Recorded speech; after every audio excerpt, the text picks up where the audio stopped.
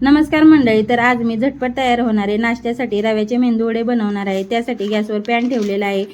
Pan तापला की त्याच्यामध्ये तेल टाकून घेतलेले आहे। तेल तापल्यानंतर त्याच्यामध्ये जिरे, चिली फ्लेक्स, बारीक चिरलेली शिमला मिरची, त्याऐवजी तुम्ही हिरवी मिरची बारीक चिरून टाकू शकता त्याच्यामध्ये।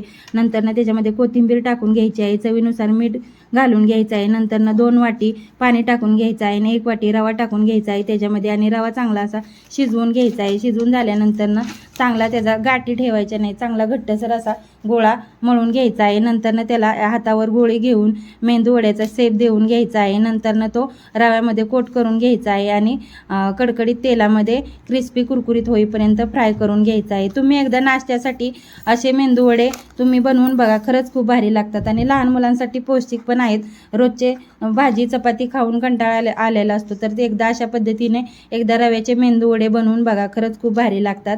आणि तुम्ही कोणत्या शहरातून हा व्हिडिओ बघताय हे मला कमेंट करून नक्की सांगा। आणि व्हिडिओ आवडल्यास व्हिडिओला एक लाईक करा, शेअर करा आणि सबस्क्राईब करायला विसरू नका। आणि चटणीसोबत हे वडे एन्जॉय करा। धन्यवाद।